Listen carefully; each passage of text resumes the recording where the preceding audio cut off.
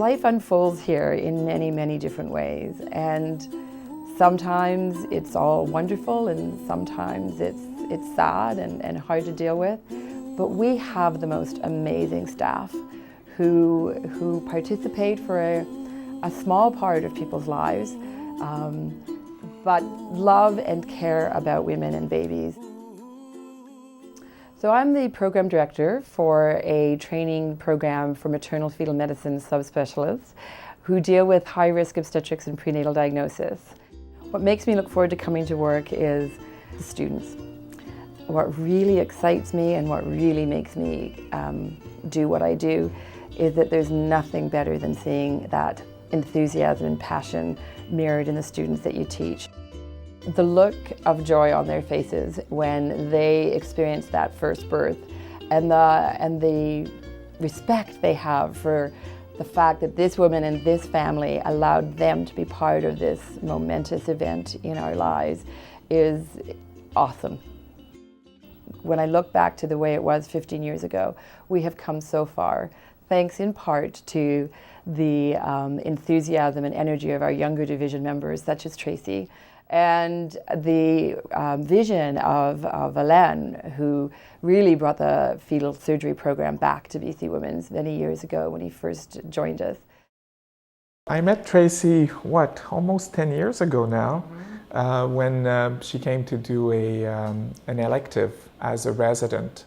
Really, I see us as a team when we're approaching the patients, and the patients are very familiar with both of us, so they will trust either one of us and our other colleagues who are involved in their care as non-surgeons in the field.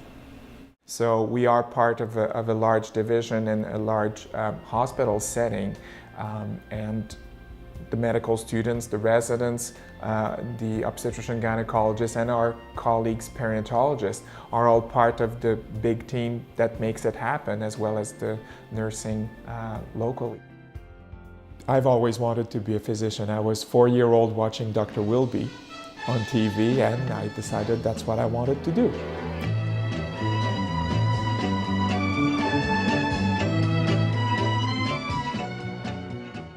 A good day, a good surgery, things went well. You walk home, you walk on clouds. A surgery that didn't go so well, or a difficult case, you won't be as upbeat, but you try to find the balance. This being said, when we interact with people, it's important for us to keep in mind that for them, it is not just a regular day, it is their day. It is their time, that everybody is important, and at the moment they are the most important people in the world for me. Every now and again, after 3 days of on-call as a resident, you wonder why you decided to do that to yourself when you go back home and your roommate, who's in another specialty, has slept all weekend. You just have to think at what kept you up at night, and the doubts go away very quickly. So at BC Women's, we're fortunate to be a referral centre for the province for high-risk obstetrics. And in that, we've been able to develop the expertise in fetal interventions, which would include the surgeries that Dr. Gagnon and I perform, such as laser ablation for communicating vessels in twin-twin transfusion syndrome. I first discovered that something was wrong when we were going away for the May long weekend to my family's cabin. And we weren't there for 5 minutes, and I realized that I was having contractions. And we started to time them, and they were 5 minutes apart. And we knew at that point, I was only 23 weeks pregnant, that was really not a good thing.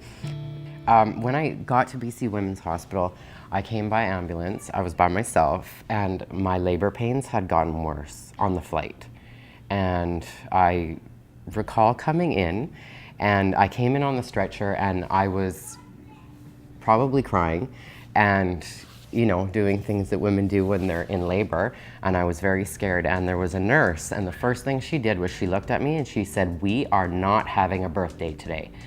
And I just, that was the greatest thing. That's what I needed to hear, and because at that point I thought that's what was happening, and there was nothing we could have done.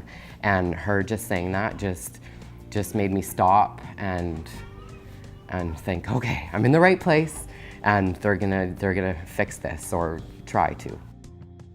They had an ultrasound machine, and she did a scan right away and noticed why there was so much pressure, because Charlie had far too much fluid than she should have, and Abbey had none.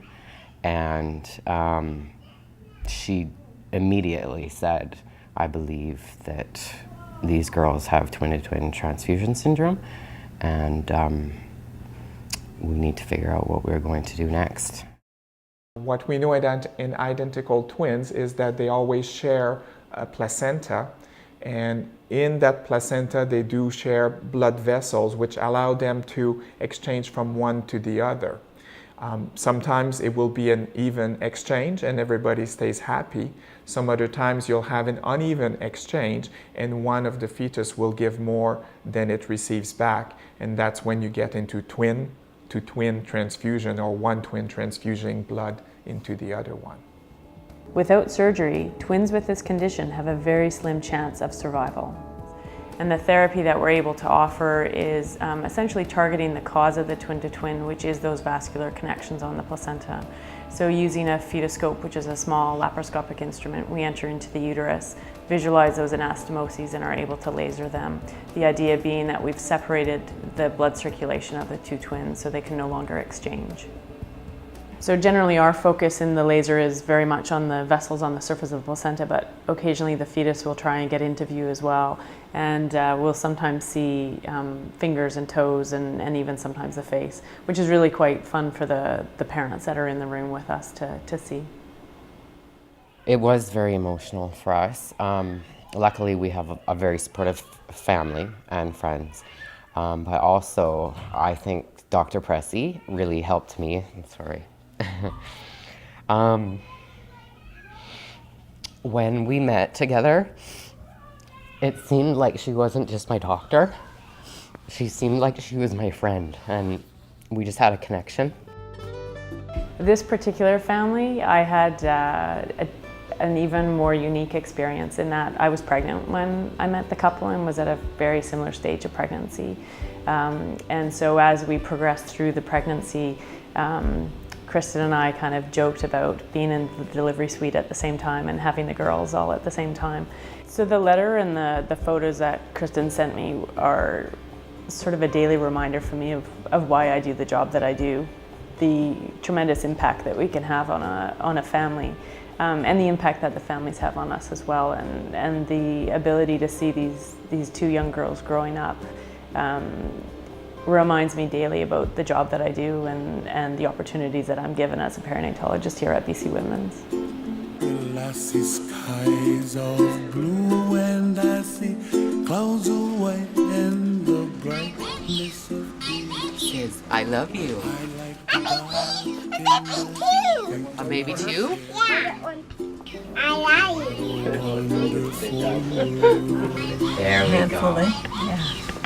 Okay. So what's your name? Abby. You're Abby. And you are? Who are you?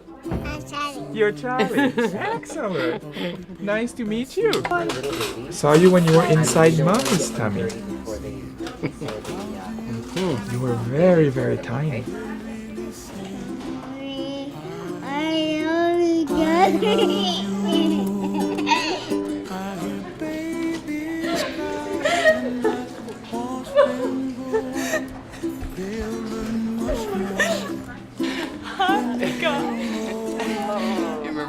I remember you well.